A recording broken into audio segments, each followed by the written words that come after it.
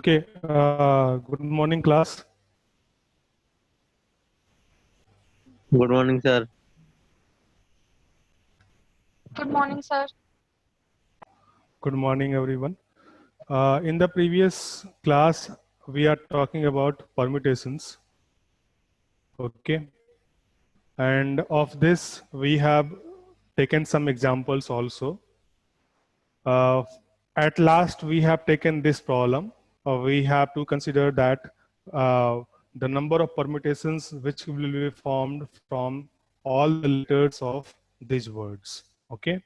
So the answers for that we are discussed also. In this one, we are saying that in first case, since all the alphabets are distinct, T, H, O, S, E, all the 5 alphabets are distinct. Therefore, the total number of permutations will be 5 factorial.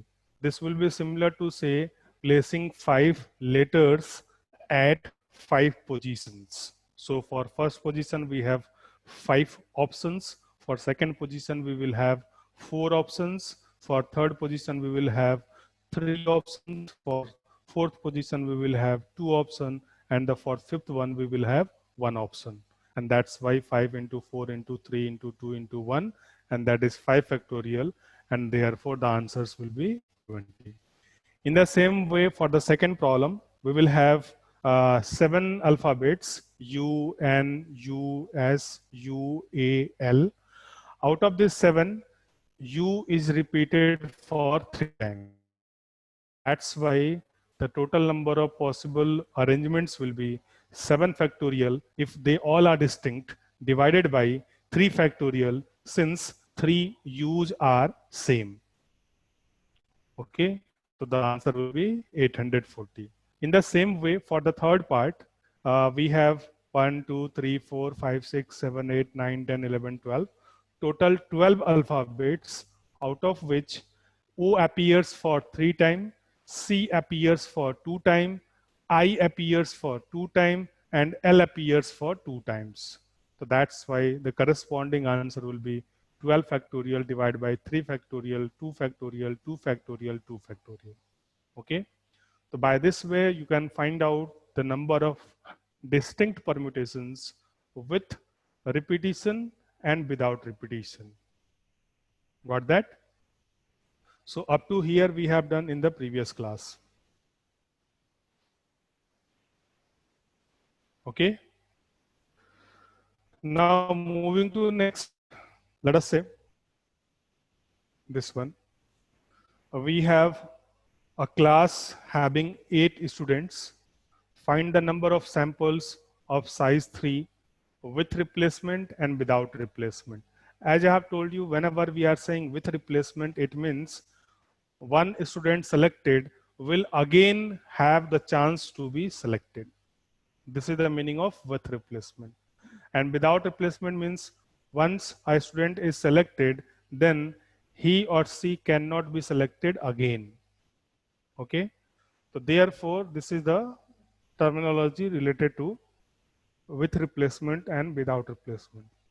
Therefore, the corresponding answers will be that is 8 into 8 into 8, and that is 8 factorial.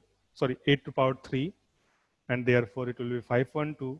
And in the second part, without replacement, it will be 8 into 7 into 6, and that is whatever the value is. It may be 336. Okay. So by this way, you can simplify this. In the same way, if we consider this one, now this is the next category of problem. Let us say we have to find out the number of ways that 7 people can arrange themselves in a row of chairs. Okay, or in simple you can say in a line. ठीक है, तो 7 लोगों को एक line में arrange करने के कितने तरीके होंगे? ओके, तो इन ए रो ऑफ चेयर्स का मतलब we have to arrange them in a line. Okay, so this problem can be simply treated as there are 7 elements that has to be placed at 7 positions. Okay, this problem can be treated as there are 7 elements that has to be placed at 7 positions. Okay, so this we have already discussed. Whenever r equals to n, in that case the number of possible arrangements will be what? That is n factorial, or you can say r factorial. Okay, so what is the answer for this part? For the first part, so it will be 7 factorial. Okay, it will be 7 factorial. Got that? Because we have to simply arrange 7 people in a line. Okay, तो in line का मतलब ये हो गया कि हमारे पास 7 points हैं और उन 7 पॉइंट्स पे हमें 7 एलिमेंट्स को प्लेस करना है. ठीक है, तो therefore the answer will be 7 factorial. Got it? Okay, in the B part we are saying around a circular table. So here we have, let us say,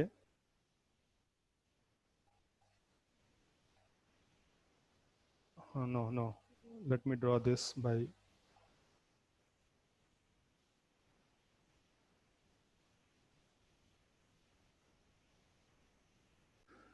तो let us say ये आपका circle हो गया. अब हमें इसमें 7 persons को arrange करना है. ठीक है, चलो 7 चेयर ले लो. इसमें 1 2 let us say 3 4 5 6 and 7. 7 हो गया. 1 2 3 4 5 6 7. ठीक है, अब we have to find out in how many number of ways that 7 people can be arranged around this table. Okay, तो जो फर्स्ट पर्सन होगा,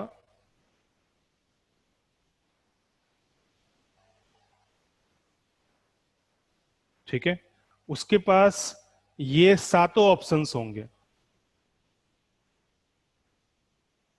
ठीक है, लेकिन जो अदर 6 पीपल होंगे,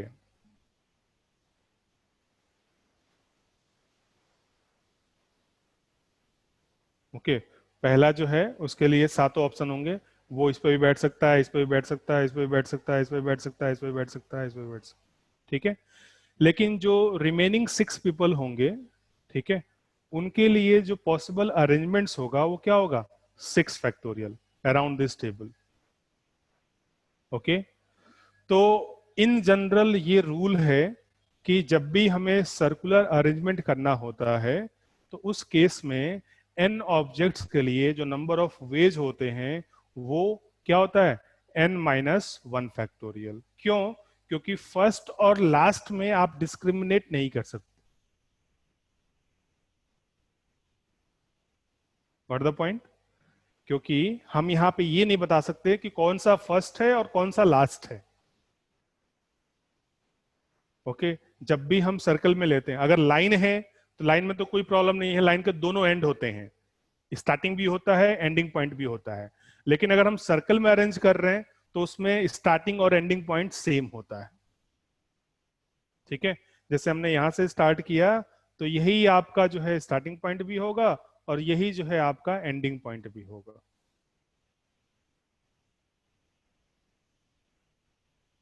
गॉट दैट?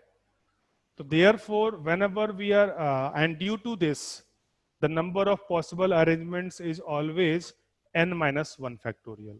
तो ये 1 इसलिए माइनस कर रहे हैं बिकॉज फर्स्ट और लास्ट जो है वो आइडेंटिकल है. Okay, yes Tanishq. Sir n into n factorial नहीं होगा सर। नहीं, n into sir n factorial नहीं क्योंकि होगा। सर एक मिनट सर। सर वो 7 वेज के लिए सर हमारे पास जैसे कि n फैक्टोरियल वेज थे 7 पीपल, 7 आदमियों को बैठाने के लिए। हाँ और सर अगर हम साथ उन हर एक परम्यूटेशन के लिए सर हम स्टार्टिंग पोजीशन तो कोई भी चूज कर सकते हैं ना 1 से 7 के बीच में। हाँ, बिल्कुल कर सकते हैं। हाँ तो सर n फैक्टोरियल्स के लिए हम मतलब हर एक के लिए हमारे पास n वेज होंगे ना, n स्टार्टिंग पॉइंट्स होंगे। नहीं, n-1 वेज होंगे, क्योंकि आप एक को जे- फिक्स कर रहे हो ना, उसी के नहीं अराउंड तो काउंट करोगे। जैसे सर आपके पास अगर सात सात जने हैं टोटल, जैसे आपने पहला परम्यूटेशन निकाला 1 2 3 4 5 6 7 मतलब लगातार हाँ बिठा दिए। हाँ। अब उनके लिए सर सर्कल में कोई भी पोजीशन ले सकते हैं हम स्टार्टिंग की, मतलब टोटल 7 में से कोई भी पोजीशन ले सकते हैं। 6 में से 7 कहाँ बचा? एक तो फिक्स करोगे ना, उसी के अराउंड तो मूव करोगे। हाँ मतलब सर जैसे ये सर्कल है, सर्कल के अंदर 7 पॉइंट है ना ये, हाँ तो उनमें से हम कोई भी एक पॉइंट चूज कर सकते हैं स्टार्टिंग के लिए। हाँ तो टोटल हम मतलब पूरे में से 7 पॉइंट में से कोई ना कोई तो चूज कर सकते हैं स्टार्टिंग के लिए। हाँ। हाँ तो सर और टोटल फिर एंडिंग के लिए भी तो वही होगा ना। हाँ तो मतलब पूरे 7 लोग बिठा सकते हैं ना हम किसी भी पॉइंट पे से स्टार्ट करके। हाँ, तो टोटल सर अगर हमारे पास n फैक्टोरियल परम्यूटेशन है तो हर एक परम्यूटेशन के लिए हम 7 में से कोई भी पॉइंट स्टार्टिंग के लिए ले 6 सकते में हैं। से 7 क्यों ले रहे हो?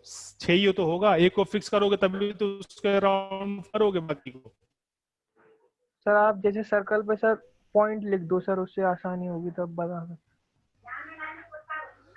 Okay, okay. प्रशांत, वेट एक minute. Prashant,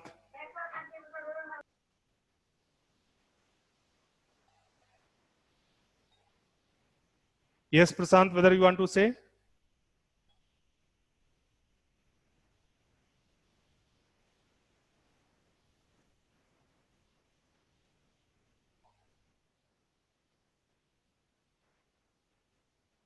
Okay, look here.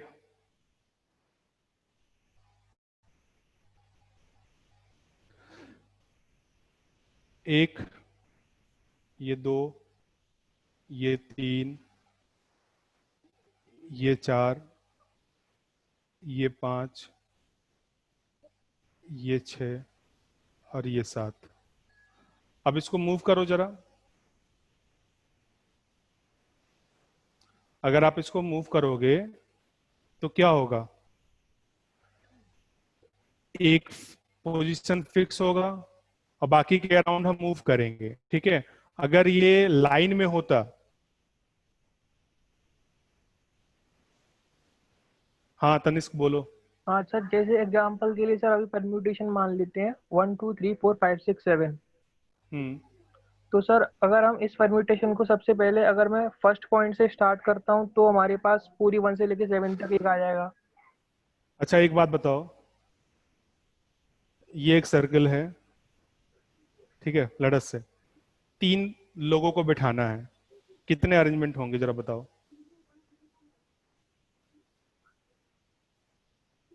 Three हमें 3 फैक्टर लोगों को बैठाना है, कितने पॉसिबल अरेंजमेंट्स होंगे? 3 कितने? 3 कितने तरीके से बैठा सकते हो? मतलब ये एक सर्कल है जिसमें 3 चेयर लगे हैं सर्कुलर वे में, ठीक है, और 3 पर्सन्स को बैठना है, तो कितने पॉसिबल अरेंजमेंट्स होंगे? 3 फैक्टोरियल। कैसे? सर पहली चेयर तीनों में से कोई भी ले सकता है, हाँ दूसरी चेयर 2 लोग लेंगे, 2 में से लेगा कोई, उसको वाली चेयर एक लेगा। हाँ। तो 3 × 2 × 1।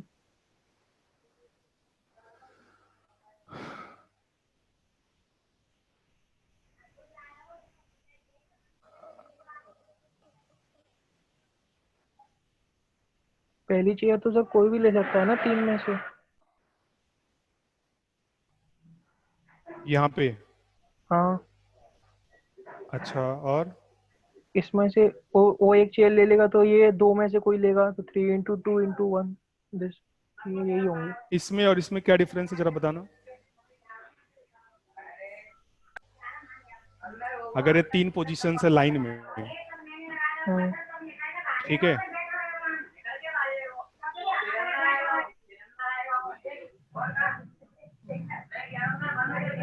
others mute your mics.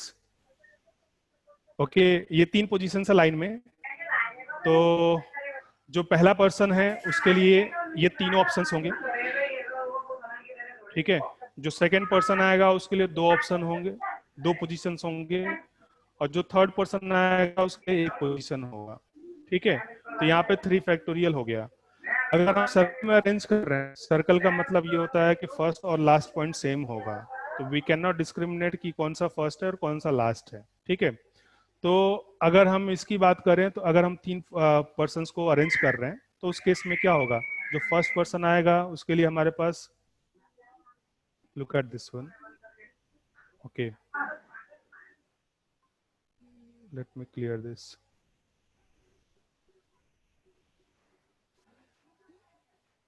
इसको हमने यहाँ पे एक्सप्लेन किया हुआ है, एक बार, एक सेकेंड,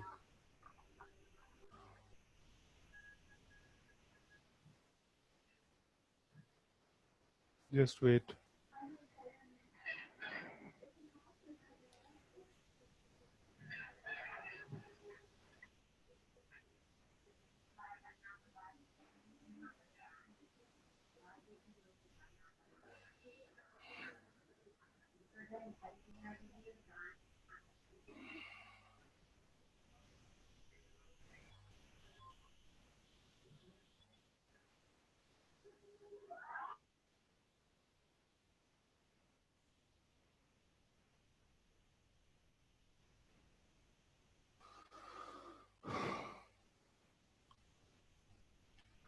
लुक एट दिस, जब हम 7 find the number of ways that 7 people can arrange themselves in a row of chair around a circular table, ठीक है, ये आपकी टेबल हो गई, ओके। अब हमें यहाँ पे 7 जो है, ये एक ले लिया मान लो, ठीक है, ये एक दूसरा, ऐसे ही करके, ये थर्ड, ये फोर्थ, ये फिफ्थ,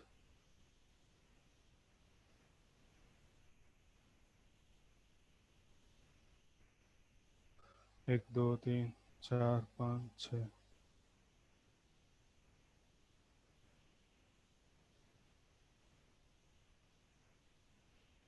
सात, सात,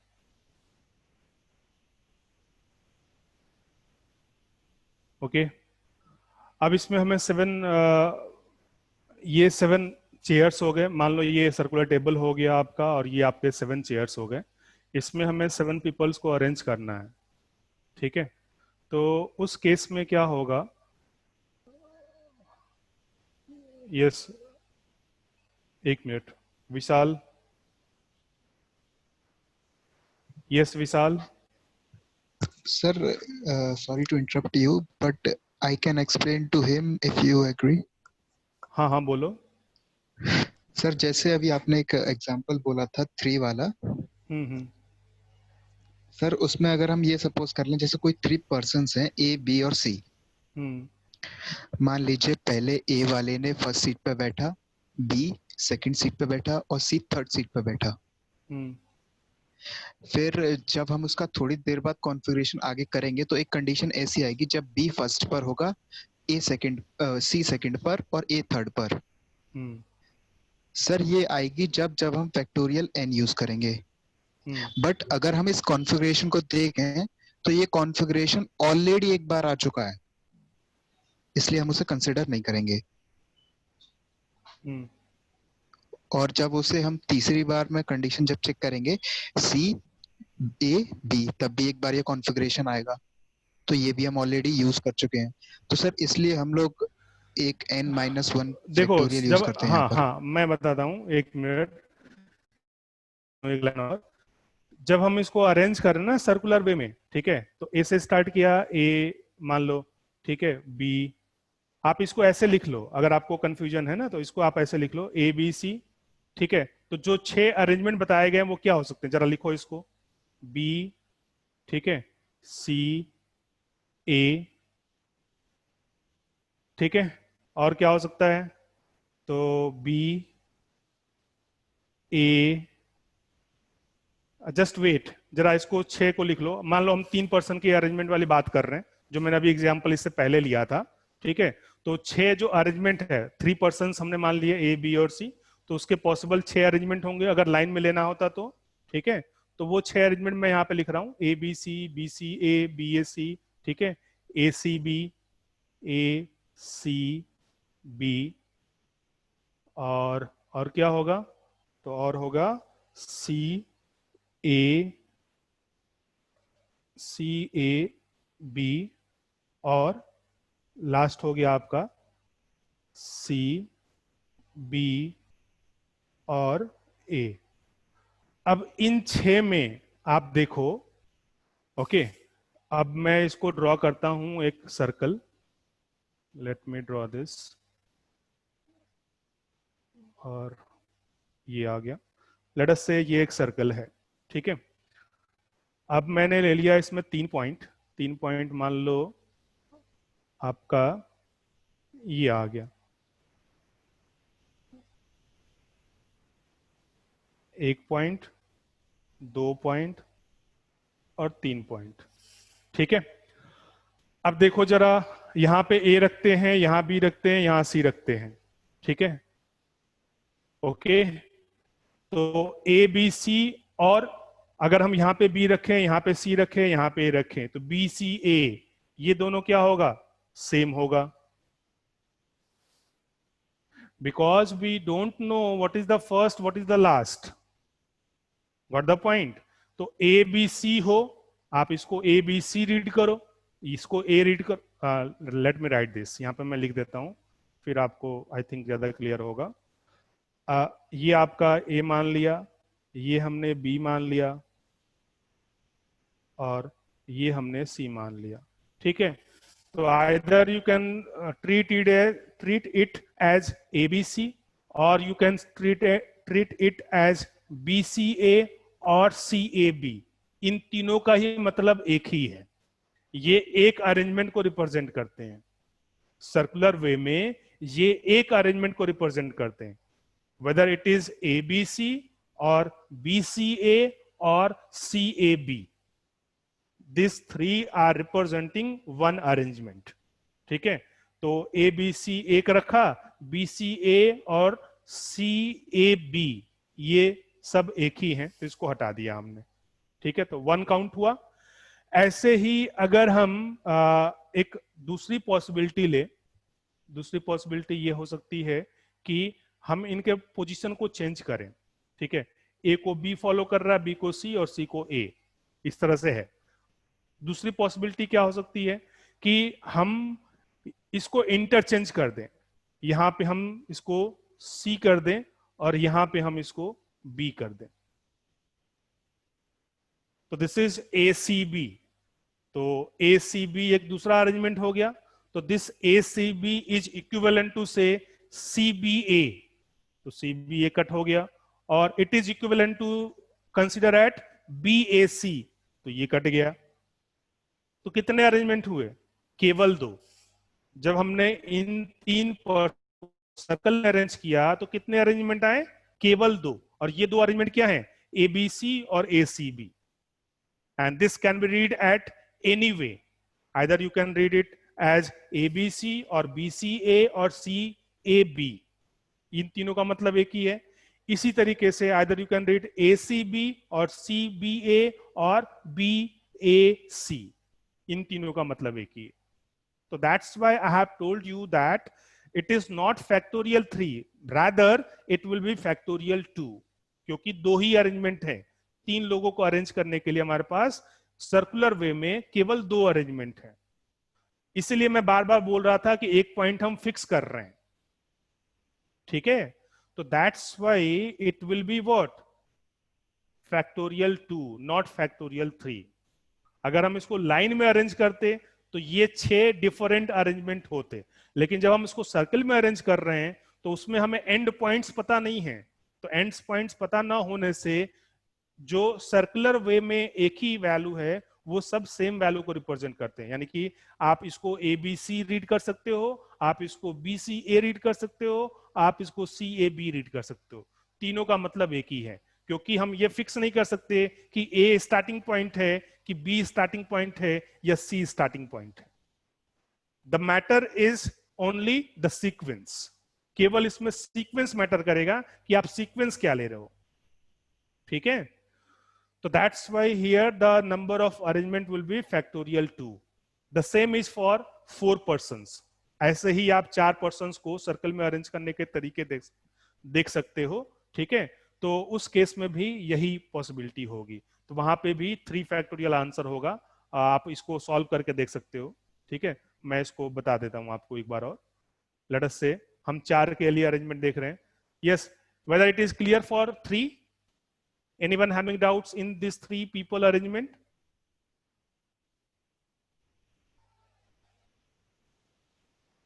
Yes.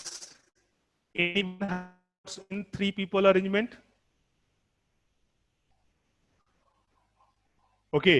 Let us say for this, let us do this for same problem for 4 people. तो ये हमने एक सर्किल लिया। ठीक है, हमारे पास ये 4 पोजीशंस हैं। लेट अस से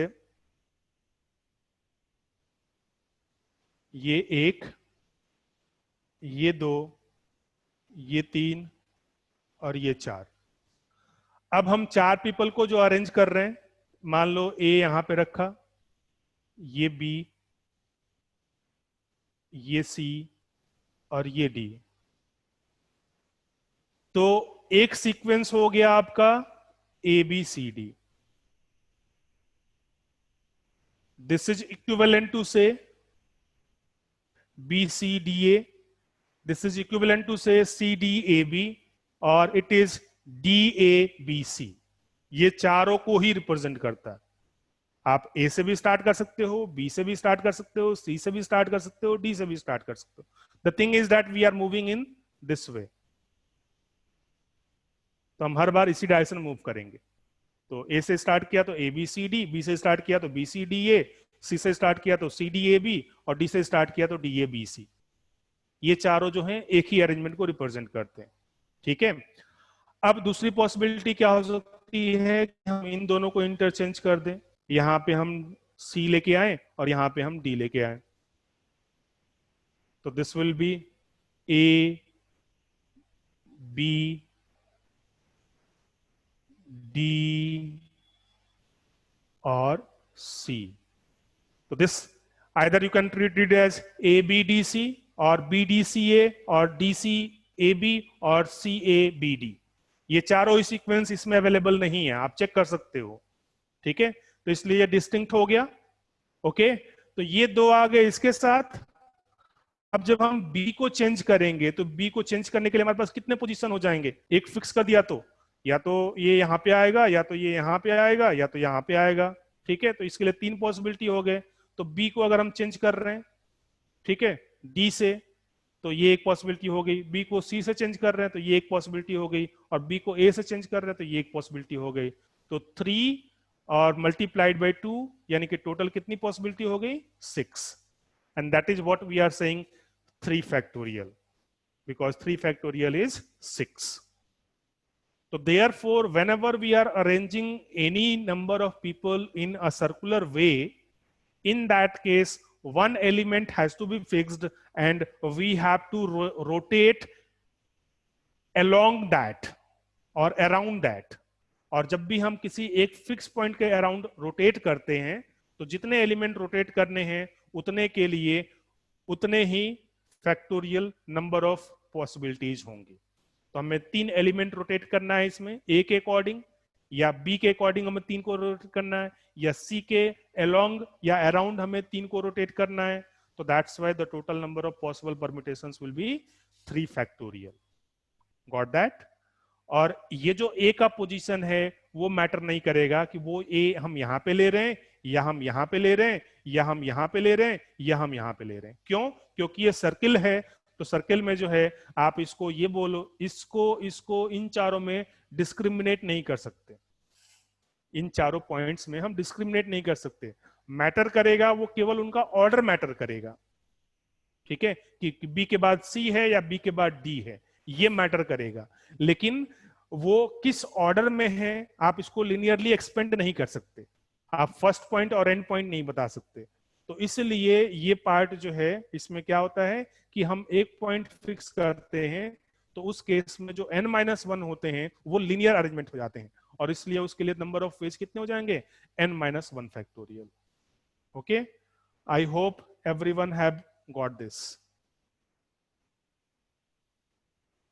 Yes, anyone having doubts in this, you can ask.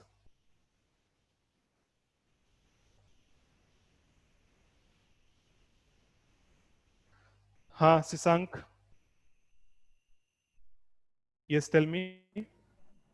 Sir इससे मतलब देखने से तो पता चल रहा है सर, बट सर कोई इंट्यूशन नहीं आ रहा, तो मतलब समझ में नहीं आ रहा कि हो कैसा रहा है सर। मतलब सर कोई फॉर्मूला नहीं है, कोई वे नहीं जैसे एन नंबर्स के लिए पता चल सके। अभी तो सर हमने 3 के लिए ट्राई किया, 4 के लिए ट्राई किया, तो दोनों करके देखे तब हमें पता चला कि n-1 आ रहा है।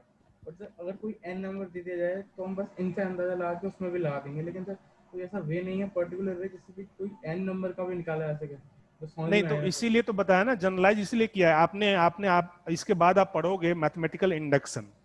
मैथमेटिकल इंडक्शन में यही होता है कि हम एक इनिशियल वैल्यू के लिए चेक करते हैं, उसके बाद किसी रैंडम वैल्यू के लिए ट्रू मान लेते हैं और फिर नेक्स्ट वैल्यू के लिए वेरीफाई करते हैं। वो इसमें काट ठीक दिया है, सर।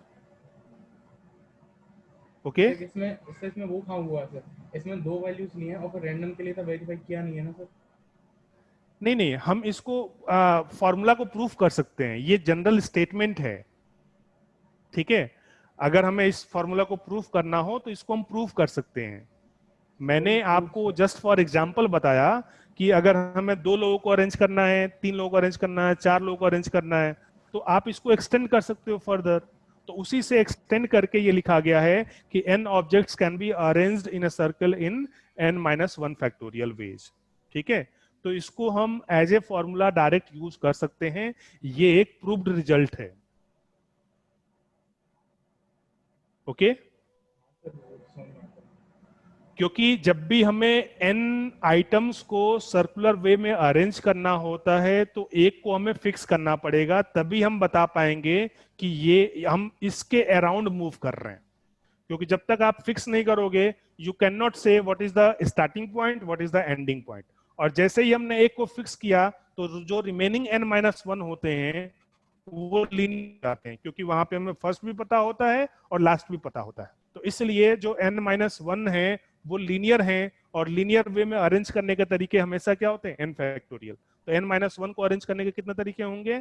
n-1 factorial. और जो हमने एक एलिमेंट फिक्स किया तो क्योंकि वो सर्कुलर वे में है तो इसलिए उसका पोजीशन मैटर नहीं करेगा, क्योंकि सर्कुलर वे में जो है आप पोजीशन नहीं बता सकते कि कौन सा फर्स्ट है कौन सा लास्ट है। ओके, तो इसलिए हम उस चीज को इग्नोर कर देते हैं। तो that's why the number of arrangements will always be n-1 factorial. Okay. Yes, anyone else?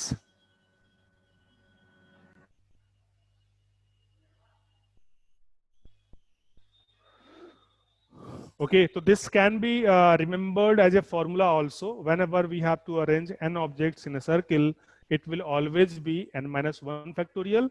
And whenever we have to arrange n objects in a line, okay, or then it will always be n factorial. So this is the difference of this linear arrangement and circular arrangement. Okay. Let me take one more problem just for practice. आप इसको solve करना, आप इसको note कर लो, and you can share your answers. This is a problem based on inclusion exclusion principle. Okay, so after this we will talk about some problems related to counting principle as well as permutations. And whenever this done, we will start with combinations. तो अभी तक हमने combination discuss नहीं किया, अभी हमने केवल permutations discuss किया. ठीक है, तो ये एक प्रॉब्लम है इंक्लूजन एक्सक्लूजन का. You can share your answers on my WhatsApp. ठीक है, तो आप इसको सॉल्व कर लेना. I hope everyone has noted it. Note कर लिया. A computer company receives 350 applications from computer graduates for a job planning a line of new web servers. ठीक है, suppose that 220 of these people majored in computer science, 147 majored in business, 51 majored both in computer science and business. How many of these applicants majored neither in computer science nor in business? Yes, tell me, anyone? You can share the answers in the chat. It is a very simple problem based on inclusion exclusion principle. Tell me what is the answer.